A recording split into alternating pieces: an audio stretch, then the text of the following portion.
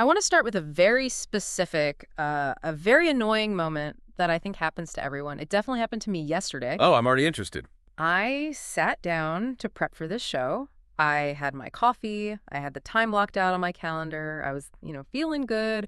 I opened the laptop, The perfect setup. the perfect setup. And within 30 seconds, I mean, before I'd even typed a single word, I suddenly felt like I urgently needed to check my email. Mm-hmm. Then I felt thirsty.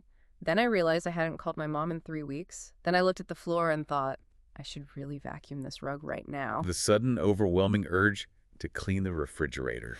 It's a classic. It wasn't pain. It wasn't, fear exactly. It was just this physical rejection of the task. It felt like a magnetic force pushing me away from the dust. A magnetic force is a good way to describe it. It's a Yeah. real physical sensation. It is. And usually my immediate reaction is to think, okay, clearly I'm not in the zone. I need a break. I'll go get a snack. I'll scroll through my phone for 10 minutes and then I'll come back fresh. Which is the classic response, right? Mm.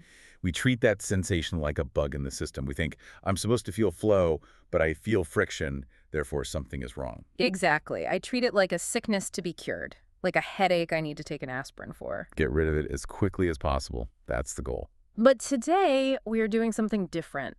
We are looking at a really fascinating stack of research and notes centered around a document titled Levels of Discomfort.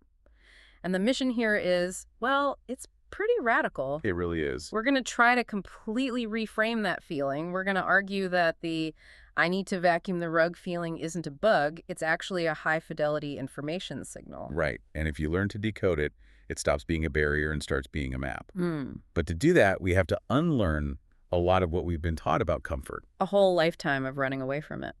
Pretty much. Our entire modern world is kind of built to eliminate every last scrap of it. So let's start with the basics, because I think most of us use the word discomfort to mean, anything I don't like. But the source material is pretty specific here. How are we actually defining this? It's crucial to distinguish it from pain. Although they're cousins, they're on the same spectrum, but they're not the same thing. Okay. Pain is usually a loud alarm damage is happening or is imminent. You touch a hot stove, your nerves scream, move. It's a very clear, very intense signal. There's no ambiguity there. None. Discomfort is subtler. The source material defines it as the mind or body saying one of three things. Something is changing, something is uncertain, or something requires attention. Huh. So it's not something is wrong, it's something is different. Exactly. It sits right at this fascinating intersection of your biology, your psychology, and your sense of meaning. It's a signal that the status quo is being challenged. So it's a status update, a notification. This is a status update that the status quo is being disrupted. Think of it as the friction between where you are currently standing and where you are trying to move. I like that, the friction of movement. Sometimes that movement is toward growth, like learning a language. Sometimes that movement is toward danger. But the feeling itself, that cognitive tension, that emotional unease, or that physical restlessness, is just the nervous system registering a gap between expectation and reality. Okay, but here's my issue with that. If it's just a signal, why does it feel so bad? Why is our instinct to run away from it? Because my nervous system isn't sending me a polite memo. No, it's not. It's sending me a runaway command, a full body, get out of here. Because biologically, we are wired for efficiency and safety. From an evolutionary perspective, anything that is different or uncertain could be a threat. A rustle in the bushes could be the wind, or it could be a tiger. And the brain says, better to assume it's a tiger. Better to assume it's a tiger. Discomfort consumes energy. It triggers that ancient threat detection system. Your brain loves homeostasis. It loves predicting exactly what is going to happen next. It saves calories. It's lazy. It's efficient. It's trying to keep you alive with the least amount of effort. So when you introduce uncertainty, which is what happens when you try to write a difficult email or learn a new skill, your brain flags that as expensive and risky. So the flinch is just my brain trying to save battery power. In a way, yes. It's a biological conservation strategy. But the roadmap we're going to walk through today suggests that we've lost the nuance in reading that signal. We just label it all bad. Okay, so lay out that roadmap for us. What are we getting into? Well, first we're going to look at the different types of discomfort, distinguishing between what the source calls constructive versus destructive. Then we'll get into the biology of what we call toughness, which is fascinating. The actual physiology. The actual physiology. Yeah. How your blood sugar, your literal glucose levels, dictates your ability to handle difficult thoughts. And finally, why being bored is actually a secret weapon we've totally forgotten how to use. I'm very ready to unpack the boredom piece because I feel like I have lost the ability to be bored entirely. My brain just won't allow it anymore. You are not alone in that. But let's start with the anatomy of this feeling. We've got this signal. Is it always good? Because we hear these phrases all the time. No pain, no gain. Get comfortable being uncomfortable. Embrace the suck. Is the source material saying we should just suffer through everything? Absolutely not. And I'm glad you brought up the no pain, no gain thing because the source material is actually very aggressive against that mindset. Really? Because that's usually the go-to advice for productivity. It's the gym mantra. It is, but it's dangerous because it's indiscriminate. It's a blunt instrument. It tells you to treat a torn ligament the same way you treat a burning muscle. The source creates a very clear binary. Constructive discomfort versus destructive discomfort. Okay. And the it depends rule is supreme here. Discomfort is a guidance system. Imagine if you didn't feel discomfort when you put your hand near a fire. You'd burn your hand off. Right. Or imagine if you didn't feel social discomfort when you told a really offensive joke. You'd lose all your friends. We need the signal. But we have to learn how to categorize it.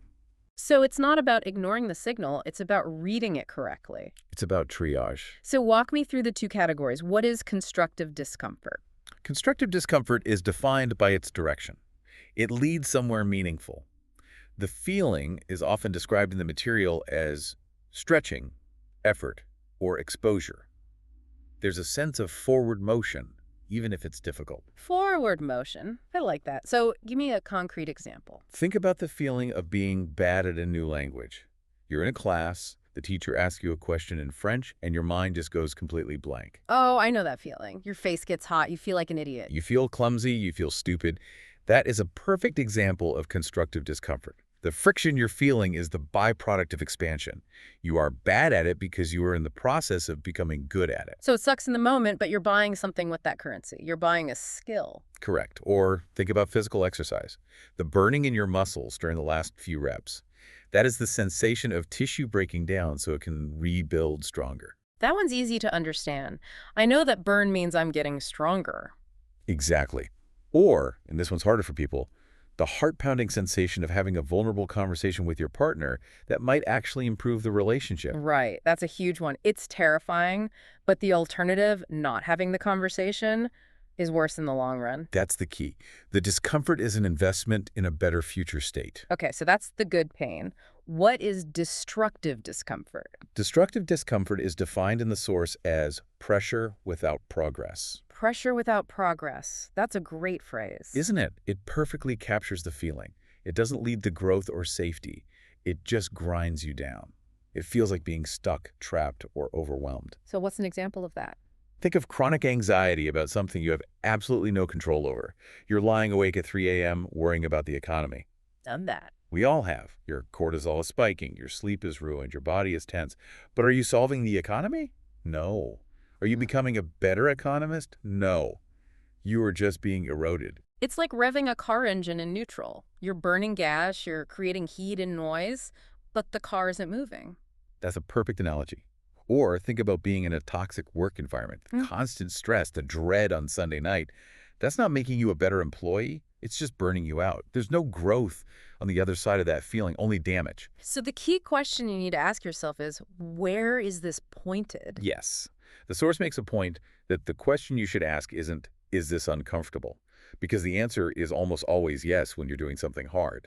Right. The question is this pointing somewhere worthwhile? If I stay in this discomfort, what is on the other side? Is it a new skill, a stronger body, a healthier relationship, or is it just more of the same pain? And if the answer is nothing or more pain, then you need to change the situation, not endure it. You need to change the situation. That's the signal to get out, not to be tougher. That distinction is helpful, but I feel like uncomfortable is still a really big bucket. I mean, the physical pain from a workout is very different from, say, the feeling of not understanding a complex concept. The source material actually breaks this down into 4 specific types, right? It does, and this framework is so helpful for diagnostics. If you can name the type of discomfort you're feeling, you can usually figure out the remedy. It stops being this vague, scary cloud. Okay, let's go through them. What's the first one? The first is physical. This is the one we all understand best. Fatigue, hunger, muscle strain. The remedy there is usually rest, food, or adaptation. Right. If I run 10 miles, I know why I hurt. If I haven't eaten, I know why I'm irritable. That's straightforward. It is. But then we get to number 2, cognitive discomfort.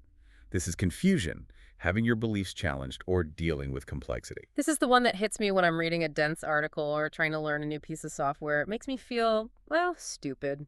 And that feeling, that I feel stupid sensation, is actually the feeling of learning. That is the texture of your brain reorganizing itself, forming new connections.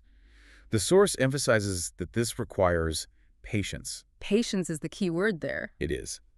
But because we hate feeling incompetent, we often interpret cognitive discomfort as, I can't do this, rather than, I am currently learning this. We mistake the feeling of effort for the feeling of failure. We do. We treat a cognitive problem like a physical problem and try to run away from it, like pulling your hand from a flame. That is a huge reframe. Confusion isn't a stop sign, it's the sensation of the work getting done. Exactly. Then you have the third type, emotional discomfort, vulnerability, grief, embarrassment, fear of rejection, The social stuff. the social and internal stuff. This usually requires expression and connection. You can't think your way out of grief, and you can't rest your way out of it either. You have to feel it. You have to share it. Right. Trying to logic your way out of sadness is a fool's errand. A guaranteed way to make it worse. And the fourth one. Existential discomfort. This is the big one. Identity shifts, feelings of meaninglessness, wondering, what am I doing with my life? The dreaded Sunday scaries on a cosmic scale. Precisely. The source calls this the discomfort of becoming. It's the friction of evolving as a person. And this requires exploration, not a quick fix. But here is where we get into trouble, right? The notes say we crosswire the remedies. Yes, this is one of the most practical insights. We constantly apply the wrong solution to the wrong problem. What do you mean? Give me an example. Well, imagine you are feeling existential discomfort. You're questioning your career path. You feel empty and adrift. What do most people do?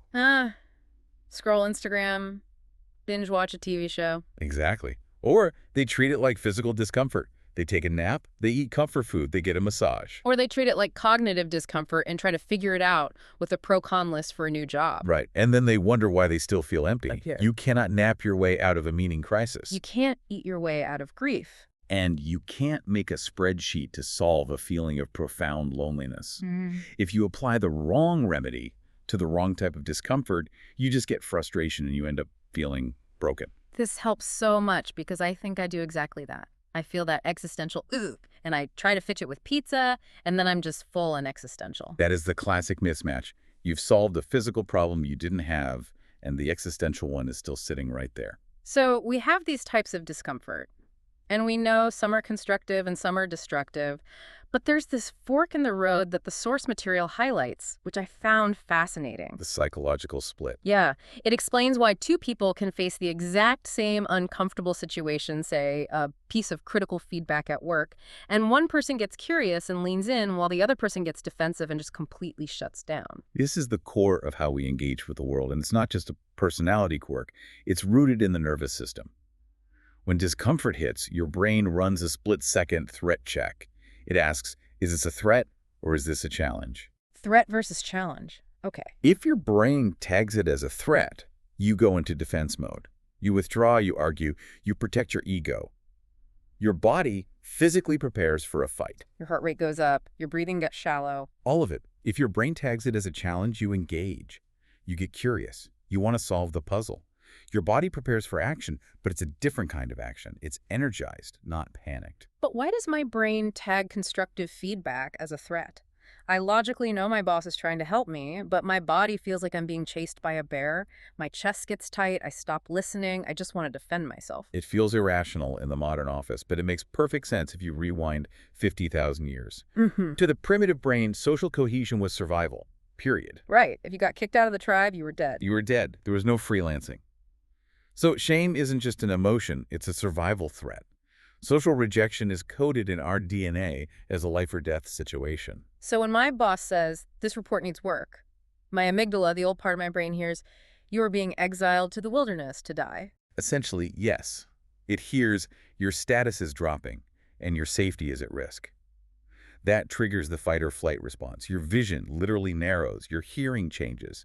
You aren't in a state to be curious. You're in a state to survive. And that's where identity attachment comes in, right? The notes have this distinction between having an idea and being an idea. This is crucial for understanding defensiveness. It's a game changer. Break it down. If I say, I have a strategy, Hmm. and you attack the strategy, I can look at it objectively. It's sitting on a table between us. I can say, yeah, that part of the strategy is weak. Let's fix it. It's separate from you. Separate from me. Yeah. But if I believe I am this strategy, if I've wrapped my ego and my worth into being the guy who came up with this brilliant plan, then when you attack the plan, you are attacking me. You're stabbing me, not the paper. Exactly. And now I have to defend myself.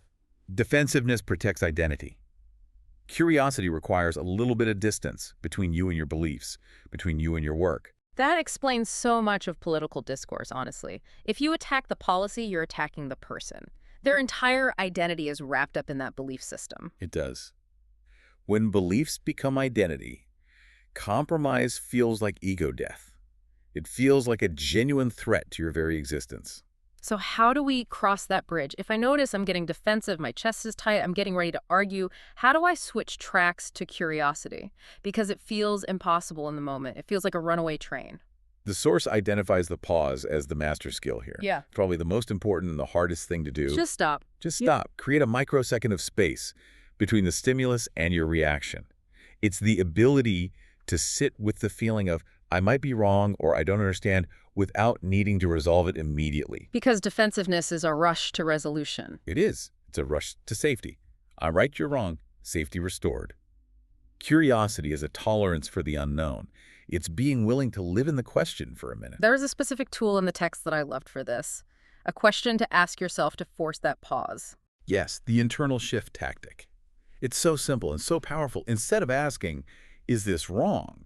Which is a judgment question that forces a yes, no, right, wrong answer, you ask, what would have to be true for this to make sense? What would have to be true for this to make sense? Say more about why that works. It's powerful because it suspends judgment. It doesn't mean you agree.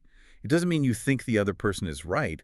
It just asks you to build a simulation in your mind where the other person or the uncomfortable situation is valid. You're trying on their worldview. You're trying it on. It forces your brain out of defense and into puzzle-solving mode. You're shifting from the amygdala to the prefrontal cortex. I'm going to try to use that. Let's say I read a news headline that makes me angry. My instant reaction is, that's stupid. These people are idiots. They are crazy. That is evil. That's the threat response. Instead, I pause and I ask, okay, what worldview or what set of fears or what data or what life experience would I need to have for that headline to look like a good idea? Exactly. And suddenly, you aren't fighting a bear anymore. You're an anthropologist. You're investigating a foreign culture. You've hijacked the threat response and turned it into a cognitive challenge. That sounds exhausting, though. Oh, it is. It's high effort. That's why we call it cognitive discomfort. It's so much easier to just be right. But being right doesn't lead to growth, and it certainly doesn't lead to understanding. Let's move to the biology of this, because we talk about toughness and resilience and mental effort like they're just character traits. You know, you're either a disciplined person or you're a lazy person. A moral failing. Right. But the source material gets into the weeds of physiology. It talks about levels of pain and something called glucose regulation, which sounds more like a medical pamphlet than a deep dive about mindset. It does, but it's foundational. It's the hardware level. If you don't understand the hardware, you can't run the software. The source outlines a spectrum of discomfort levels, from level 1 to level 4. Okay, break them down for me. Level 1 is mild. The source calls it friction. This is slight hunger. The mental effort of starting a task, the feeling of, I don't want to do this, it's productive. It's the entry fee for doing anything worthwhile. Okay, level 2. Level 2 is moderate. This is strain. Think hard exercise, vulnerability in a conversation, complex problem solving that really stretches your mind. This leads to growth, but it needs to be followed by recovery. And I'm guessing level 3 is where things get tricky. This is where they get tricky. Level 3 is intense. The word used is distress. This is a panic attack, a migraine, severe fatigue, acute grief. This is not inherently productive. This is your body's check engine light flashing. And level 4. Level 4 is Yeah. damage, breakdown, trauma, burnout, broken bones. This is a danger signal. This is not something to push through. This is something to stop. And the goal isn't to just live in level 4, obviously. No, and this brings up a really important distinction the source makes between threshold and tolerance. Okay, what's the difference? Threshold is when you start feeling it. Some people have a low pain threshold. They feel things right away. Tolerance is how long you can endure it. The trap, and this is really common for high performers, athletes, and driven professionals, is having a tolerance that is too high. Too high. I thought high tolerance was the goal. I want to be the Navy SEAL who can endure anything. Not always.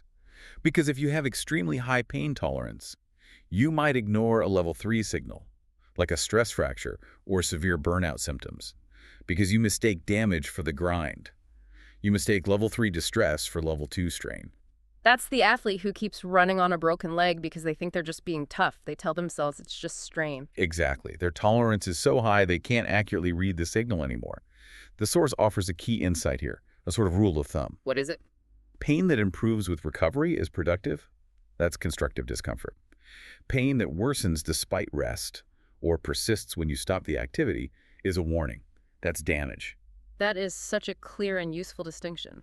It is. If you ignore that distinction because you want to be tough, you aren't being resilient. You're being negligent with your biological machinery. Speaking of biological machinery, let's talk about glucose. I was surprised to see this in the notes. What does sugar have to do with deep thinking? Everything. It has everything to do with it. We tend to view focus as a moral virtue. If you can't focus, you aren't disciplined enough. Right. Just try harder. The source argues that focus is actually a metabolic function. Your brain is a calorie hog. We've mentioned it before, but it's worth repeating. It's only 2% of your body weight, but it burns about 20% of your daily energy. It's incredibly expensive to run. So thinking literally costs energy, like it shows up on your calorie count for the day. It does. But here is the nuance.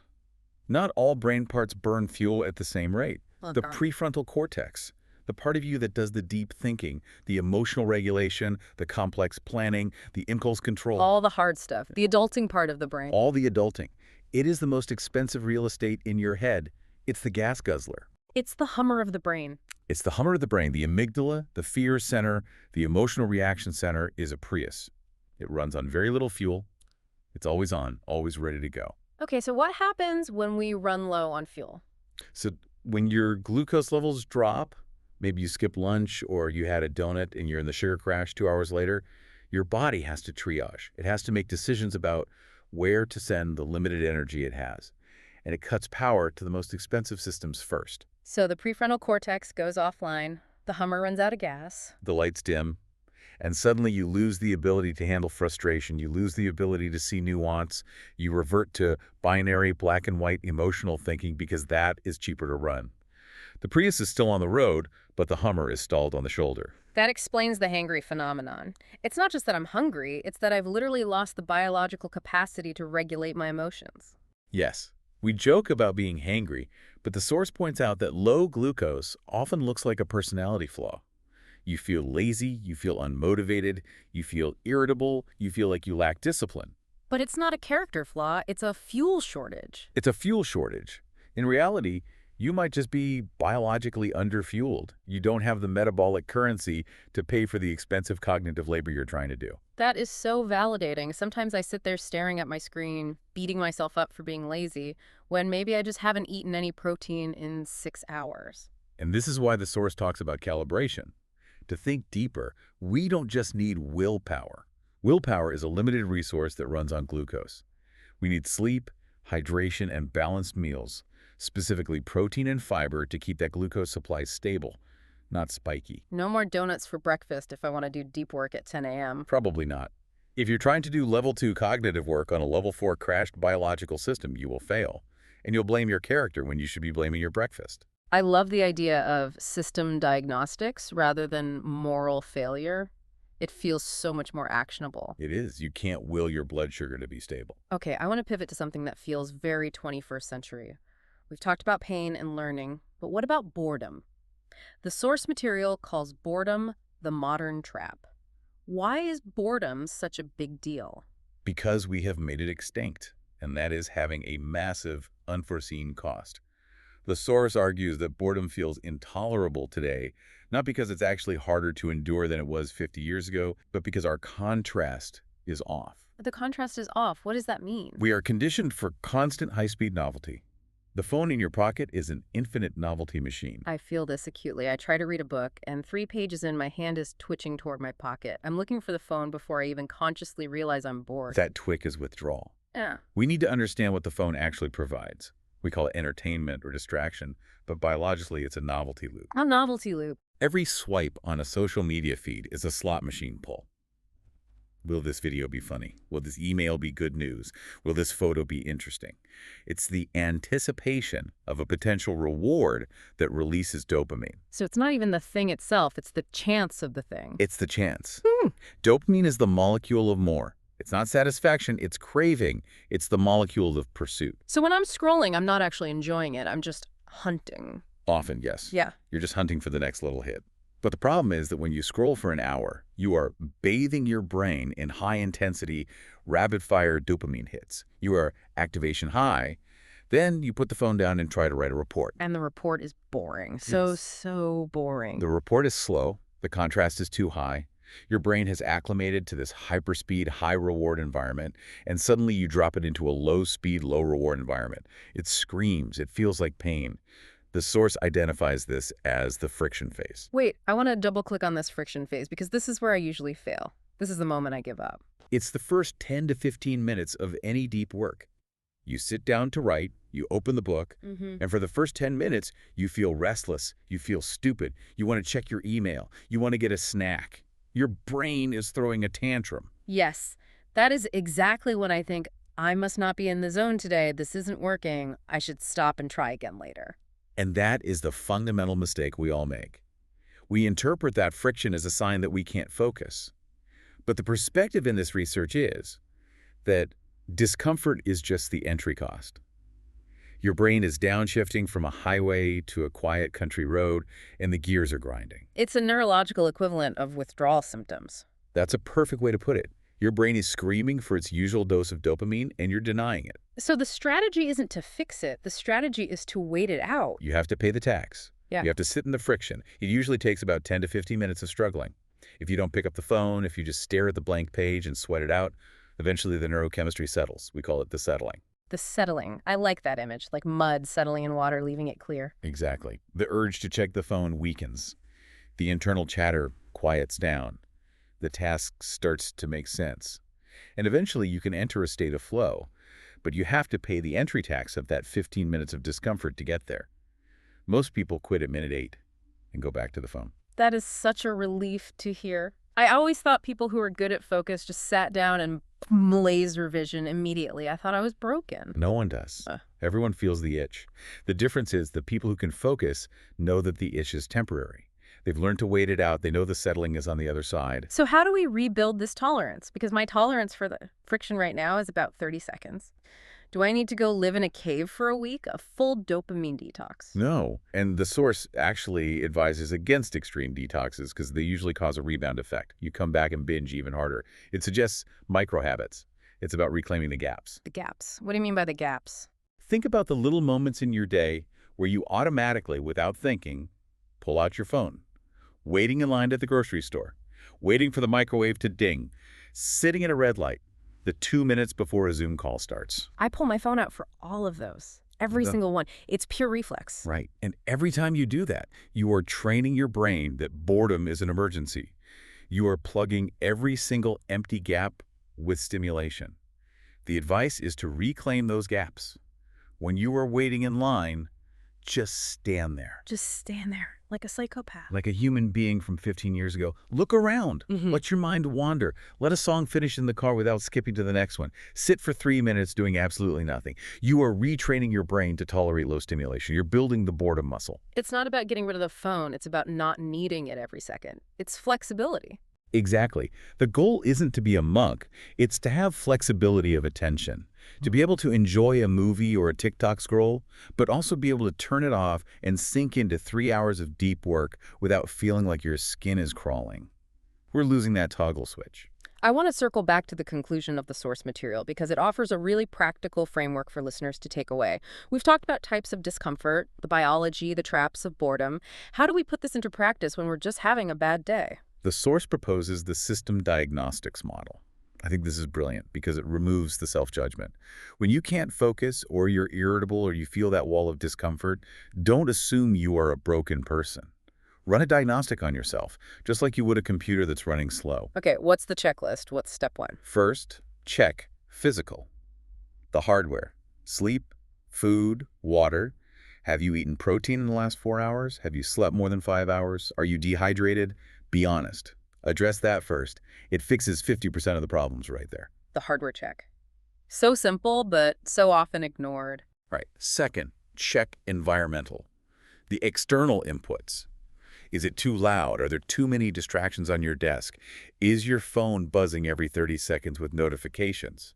You can't do deep work in a chaos factory. Tidy the environment. Okay, so hardware, then environment. What's the third check? Third, check emotional.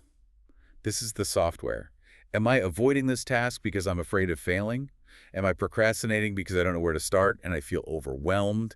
Am I angry about something else and it's spilling over? That emotional one is sneaky. Sometimes I think I'm tired, but really I'm just scared that my work won't be good enough. It feels like tiredness, but it's really fear. That's constructive discomfort masquerading as fatigue. If you can name it, I'm feeling anxious about the quality of this work, you can deal with it. You can break it down into smaller steps. If you just call it tired, you'll take a nap and wake up still anxious. So it's physical, environmental, emotional. Run the diagnostic in that order. In that order. Because there's no point psychoanalyzing your fear of failure if you're just severely dehydrated. This all leads to what the source calls the ultimate calibration. Yes. The takeaway from all of this is not that we should seek pain or embrace all suffering.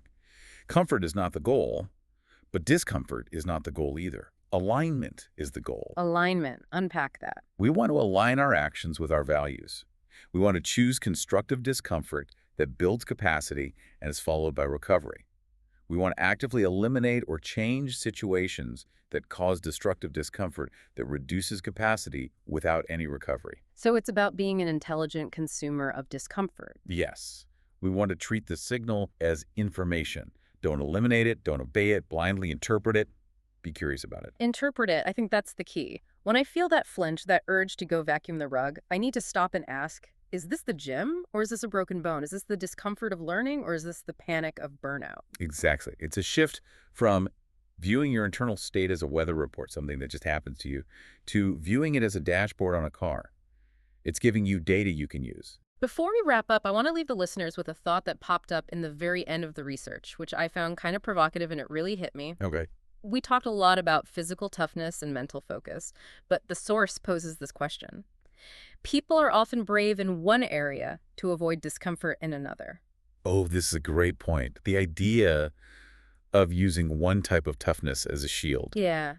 You see the guy who will run an ultra marathon, incredible physical tolerance, level 2 pain for hours, specifically so he can avoid the emotional discomfort of being still and dealing with his own thoughts. Or the person who works 80 hours a week, high tolerance for cognitive strain, to avoid the discomfort of a difficult marriage at home or a sense of inner emptiness. It's selective bravery.